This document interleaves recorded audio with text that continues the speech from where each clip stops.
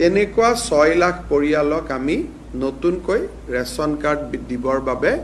আজি কেবিনেটে এটা সিদ্ধান্ত গ্ৰহণ কৰিছে আৰু মই ভাবো যে যিসকলে 23 চনৰ এপ্ৰিলৰ আগতে ই-শ্ৰম পোৰ্টেলত নিজক পঞ্জীয়ন কৰিছিলে তেওঁলোকে ৰেচন কাৰ্ডৰ বাবে আবেদন কৰিব পাৰে কিন্তু নতুনকৈ ই-শ্ৰম পোৰ্টেলত পঞ্জীয়ন কৰি ৰেচন কাৰ্ডৰ বাবে আবেদন কৰিব নোৱাৰিব আমাৰ বহুত মাইগ্ৰেন্ট লেবাৰ আৰু আনঅৰ্গেনাইজ সেক্টৰৰ লেবাৰ ই-শ্ৰম পোৰ্টেলত তেওঁলোকে ৰেজিষ্টাৰ কৰিছিল 2021 চনৰ পৰা 2023 চনৰ ভিতৰত ই-শ্ৰম পোৰ্টেলত ৰেজিষ্টাৰ কৰা শ্ৰমিকৰ সংখ্যা আছিল 12 লাখ এই 12 লাখ শ্ৰমিকৰ 6 লাখে ৰেচন কাৰ্ড পাইছিলে বাকি 6 লাখে ৰেচন কাৰ্ড পোৱা নাই আজি আমি কেবিনেটত আলোচনা কৰি এই ব্যক্তিসকল যদি সঁচাকৈ আনঅৰ্গেনাইজ লেবাৰ হয় আৰু সঁচাকৈ যদি তেওঁলোকে 2023 চনৰ এপ্ৰিলৰ আগতে বহুতে দুই এদিনত নতুনকৈ পঞ্জীয়ন কৰিছে হেতু নহয় 2023 চনৰ এপ্ৰিলৰ আগত যদি পঞ্জীয়ন কৰিছিলে আৰু তেওঁলোক যদি ৰেচন কাৰ্ড পোৱাৰ যোগ্যতা আদাৰৱাইজ যোগ্যতা আছে তেনেকুৱা 6 লাখ পৰিয়ালক আমি নতুনকৈ ৰেচন কাৰ্ড দিবৰ বাবে আজি কেবিনেটে এটা সিদ্ধান্ত গ্ৰহণ কৰিছে আৰু মই ভাবো যে যিসকলে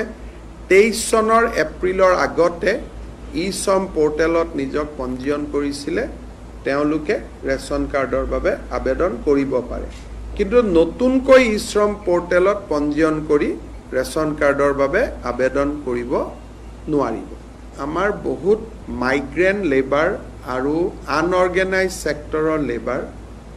ই-শ্ৰম পোৰ্টেলত তেওঁলোকে ৰেজিষ্টাৰ কৰিছিল 2021 চনৰ পৰা 2023 চনৰ ভিতৰত ই-শ্ৰম পোৰ্টেলত ৰেজিষ্টাৰ কৰা শ্ৰমিকৰ সংখ্যা আছিল 12 লাখ এই 12 লাখ শ্ৰমিকৰ 6 লাখে ৰেচন কাৰ্ড পাইছিলে বাকি 6 লাখে ৰেচন কাৰ্ড পোৱা নাই আজি আমি কেবিনেটত আলোচনা কৰি এই ব্যক্তিসকল যদি সঁচাকৈ আনঅৰ্গেনাইজ লেবাৰ হয় আৰু সঁচাকৈ যদি তেওঁলোকে 2023 চনৰ এপ্ৰিলৰ আগতে বহুতে দুই এদিনত নতুনকৈ পঞ্জীয়ন কৰিছে হেতু নহয় 2023 চনৰ এপ্ৰিলৰ আগত যদি পঞ্জীয়ন কৰিছিলে আৰু তেওঁলোক যদি ৰেচন কাৰ্ড পোৱাৰ যোগ্যতা আদাৰৱাইজ যোগ্যতা আছে তেনেকুৱা 6 লাখ পৰিয়ালক আমি নতুনকৈ ৰেচন কাৰ্ড দিবৰ বাবে আজি কেবিনেটে এটা সিদ্ধান্ত গ্ৰহণ কৰিছে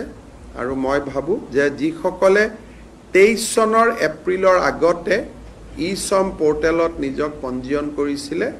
তেওঁলোকে ৰেচন কাৰ্ডৰ বাবে আবেদন কৰিব পাৰে কিন্তু নতুনকৈ ই-শ্ৰম পোৰ্টেলত পঞ্জীয়ন কৰি ৰেচন কাৰ্ডৰ বাবে আবেদন কৰিব নোৱাৰি